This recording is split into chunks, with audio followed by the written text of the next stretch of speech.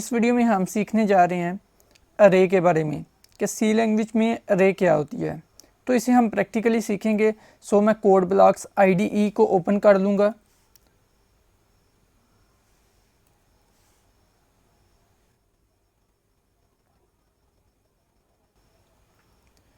अब यहाँ पर आएंगे और न्यू फाइल क्रिएट करेंगे। यहाँ पर क्लिक करेंगे, एम्प्टी फाइल पर आकर क्लिक करेंगे और यहाँ पर ये फाइल क्रिएट हो चुकी है। यहाँ पर आकर हैश लिखेंगे और आप इसे सेव कर लेंगे। सेव करने के लिए यहाँ पर आकर क्लिक करेंगे, या तो Ctrl+S का बटन दबाएंगे तो फिर भी सेव कर सकते हैं। तो मैं एक शॉर्टकट की यूज़ करूँगा, कंट्रोल का बटन प्रेस करके रखना है और साथ में S का बटन प्रेस करेंगे तो आप सेव कर सकते हैं फ़ाइल को। तो अब यहाँ पर हमने फ़ाइल का नेम लिखना है, तो फ़ाइल का नेम कुछ भी आप लिख सकते हैं। यहाँ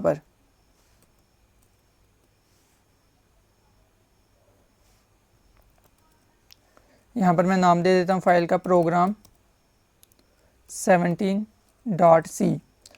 ये फ़ाइल का नेम है और ये एक्सटेंशन है, extension.c रखनी है क्योंकि हम सी लैंग्वेज में प्रोग्रामिंग कर रहे हैं। तो अब इसे आकर यहाँ से सेव कर लेंगे और अब यहाँ पर हेडर फाइल इंक्लूड की जाएगी। हैश इंक्लूड यहाँ पर लिखेंगे।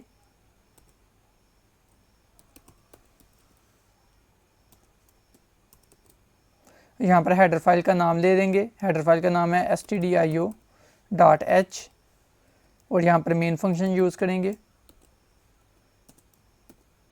अब हमने सीखना है अरे के बारे में।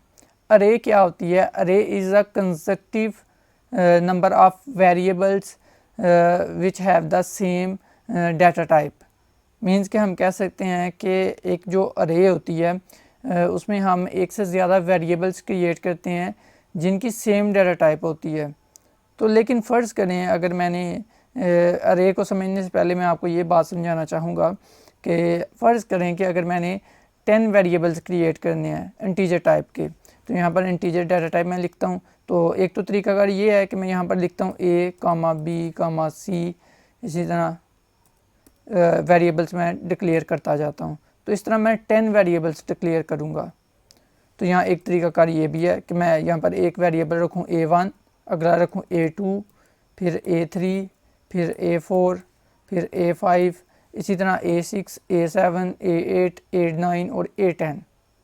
मीन्स के 10 वेरिएबल्स डिक्लेयर करने पड़ेंगे। यहाँ आप ABC में डिक्लेयर कर लें, वो आपकी मर्ज़ी है।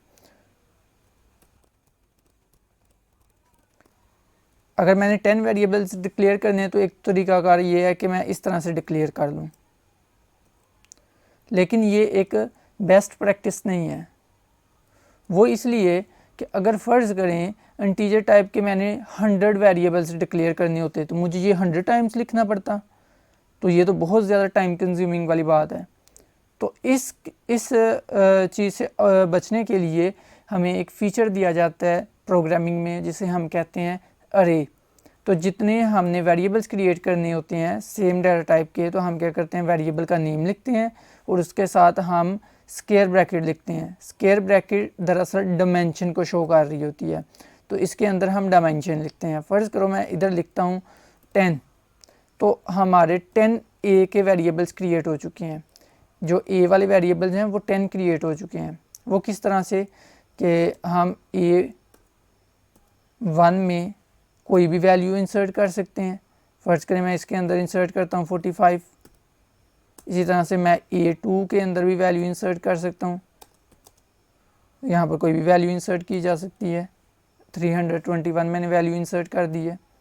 इसी तरह से A3, A4, A5 में वैल्यूज़ वगैरह हम इंसर्ट कर सकते हैं। A3 इक्वल है, यहाँ पर कोई भी वैल्यू आप लिख सकते हैं।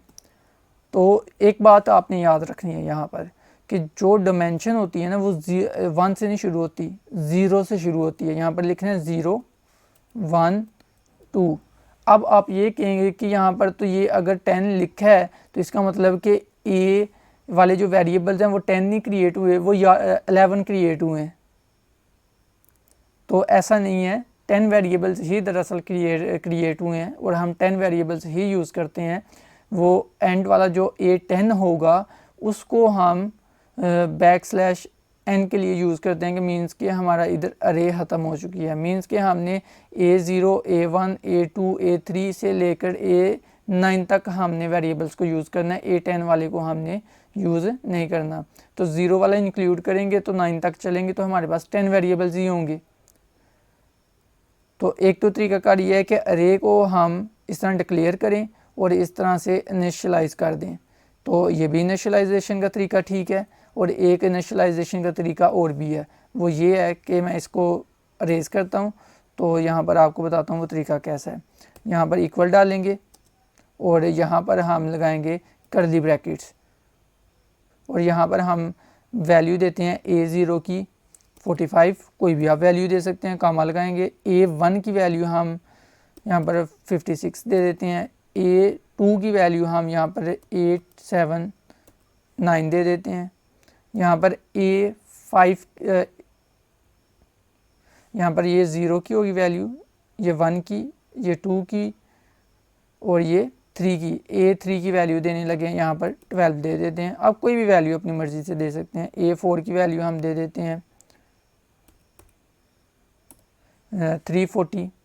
तो आप अपनी मर्ज़ी से कोई भी वैल्यू दे सकते हैं। तो यहाँ पर हम कितनी वैल्यूज़ एंटर कर सकते हैं, 10 वैल्यूज़, क्योंकि यहाँ पर हमारे पास अरे कितनी लेंथ है, हमारे पास अरे 10 वेरिएबल्स तक, मीन्स के A0 से लेकर A9 तक। तो जो A10 वाला होगा उसमें \n स्टोर होता है, तो उसमें उसको हमने यूज़ करना ही, सीधी सी बात है, उसको हम नहीं यूज़ करेंगे, हम A0 से लेकर A9 तक यूज़ करेंगे। तो अब देखें जी, अगर मैंने A1 वाली वैल्यू शो करवानी है तो मैं क्या करूँगा, यहाँ पर प्रिंट एफ लिखता हूँ। यहाँ पर जाहिर सी बात है डाटा टाइप क्या है, इंटीजर। तो इंटीजर के लिए फॉर्मेट स्पेसिफायर होता है %d और यहाँ पर कॉमा लगाएंगे। और वेरिएबल नेम क्या है कि A0 की अगर फ़र्ज़ करें मैं वैल्यू शो करना चाहता हूँ तो यहाँ पर A0 लिख देंगे और यहाँ पर सेमीकोलन लगा देंगे। इसे मैं करता हूँ सेव, कंट्रोल का बटन प्रेस करके रखेंगे और एस का बटन दबाएंगे तो ये सेव हो जाएगी। तो ये स्टार आप देख रहे हैं, ये स्टार इस बात को शो करता है कि ये प्रोग्राम अभी, ये जो फाइल है ये सेव नहीं हुई। जैसे मैं इसे कंट्रोल का बटन प्रेस करता हूँ और साथ में एस का बटन आप प्रेस करने लगा तो ये फाइल अब सेव हो चुकी है। तो अब इसे मैं बिल्ड एंड रन करूँगा, उसके लिए मैं यहाँ पर आकर क्लिक करूँगा। तो यहाँ पर आप देख सकते हैं यहाँ पर क्या वैल्यू आ रही है, यहाँ पर 45 वैल्यू आ रही है, क्योंकि A0 की वैल्यू क्या है हमारे पास, सबसे पहले 45। अगर मैं इसे A1 कर दूं तो क्या आंसर आएगा हमारे पास, तो हमारे पास आएगी ये वैल्यू, ये A0 की वैल्यू, ये A1 की वैल्यू है। तो लेट्स सी क्या आंसर आता है। यहाँ पर मैं बिल्ड एंड रन पर क्लिक करता हूँ। तो यहाँ पर आप देख सकते हैं यहाँ पर अब 56 आ रहा है, क्योंकि A1 की जो वैल्यू है वो 56 है। ये A2 की, A3, A4, इसी तरह से हम A5 की वैल्यू भी स्टोर कर सकते हैं, A6 की वैल्यू भी स्टोर कर सकते हैं एंड सो ऑन, हम A9 तक वैल्यू स्टोर कर सकते हैं। ये था कि हम इंटीजर टाइप वेरिएबल्स का हम किस तरह से अरे बनाते हैं। हम इसी तरह से फ्लोट टाइप वेरिएबल्स की भी अरे बना सकते हैं। वो कैसे, वो देखें जी। हम यहाँ पर लिखेंगे सबसे पहले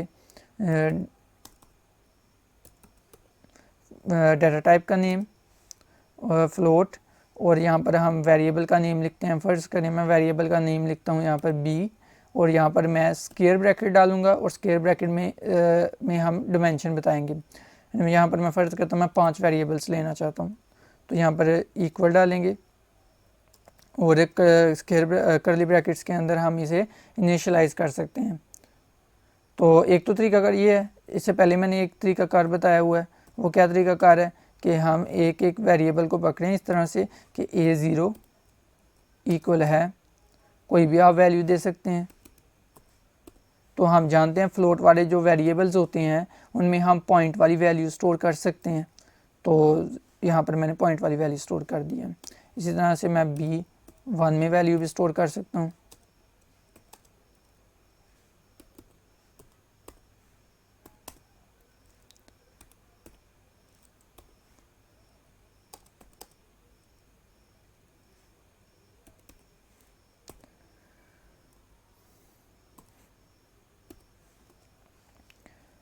अब देखें मैंने यहाँ पर B0, B1 और B2 को मैंने इधर यूज़ किया है।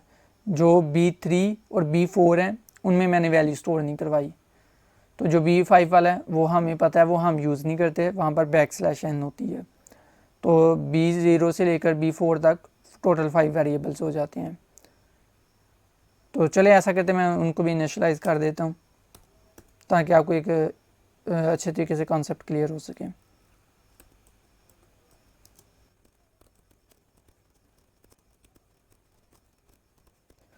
तो यहाँ पर मैंने पांचों वेरिएबल्स में डाटा स्टोर कर लिया है, मींस के इनिशियलाइजेशन मैं करवा चुका हूँ। तो अब अगर मैंने वैल्यू को शो करवाना है तो मैं किस तरह से शो करवाऊँगा, printf के ज़रिए। यहाँ पर फॉर्मेट स्पेसिफाइड देंगे क्योंकि डाटा टाइप क्या है, फ्लोट। तो सो इधर हम क्या देंगे, फॉर्मेट स्पेसिफाइड %f और यहाँ पर कॉमा और यहाँ पर वेरिएबल का नेम देंगे। अगर हमने इसकी वैल्यू को शो करवाना है तो हम इस वेरिएबल का नेम देंगे।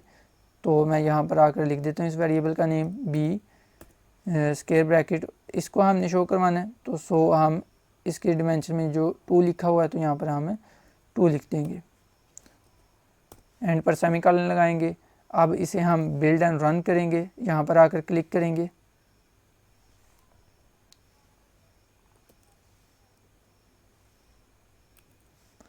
तो यहाँ पर आप देख सकते हैं आउटपुट में क्या आ रहा है। यहाँ पर 56 23 ये इकट्ठे आ रहे हैं। यहाँ पर देखें इसकी A1 की वैल्यू यहाँ पर 56 है, 56 यहाँ पर वैल्यू शो हुई है। और फिर उसके बाद फ्लोट की वैल्यू थी A2 में B2 में 23.6, तो उसकी वैल्यू बाद में शो हुई है। तो हम ऐसा करते हैं ना, आउटपुट ठीक तरीके से आए तो हम ऐसा करते हैं कि यहाँ पर \n लगाते हैं। ये एक एस्केप सीक्वेंस है, हम इसके बारे में पहले भी सीख चुके हैं एस्केप सीक्वेंसेस क्या होते हैं। तो यहाँ पर एस्केप सीक्वेंस से \n लगाते हैं, इससे इसका मतलब ये है कि न्यू लाइन ऐड कर दी जाएगी। तो इसे मैं अब बिल्ड एंड रन करता हूँ इस प्रोग्राम को यहाँ से। तो अब आप देख सकते हैं यहाँ पर सबसे पहले ये 56 शो हुआ है। किसका 56 शो हुआ है, इस वाले का A1 की वैल्यू शो हुई है, A1 की। तो A1 की वैल्यू हमारे पास ये है।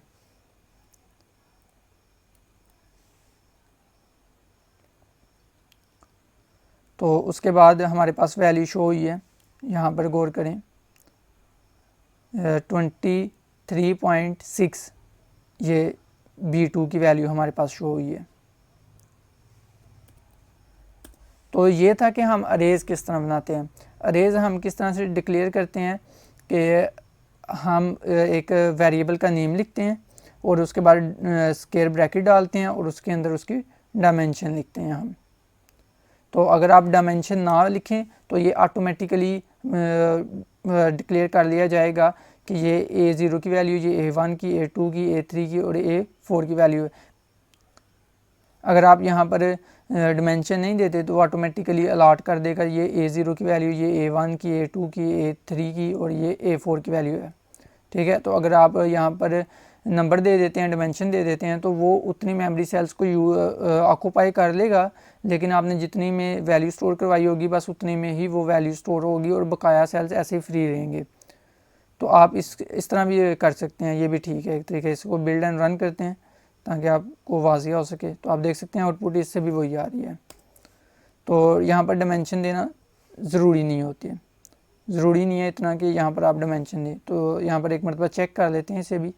इसका मतलब ये है कि यहाँ पर अगर आपने इस तरह से इनिशियलाइज़ करना है तो यहाँ पर आप अगर डायमेंशन ना भी दें तो काम चल जाएगा, लेकिन अगर आपने इस तरीके से इनिशियलाइज़ करना है तो यहाँ पर डायमेंशन देना ज़रूरी है।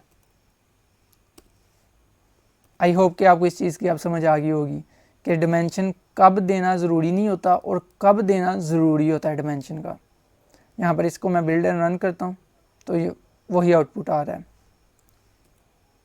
तो अब इसे मैं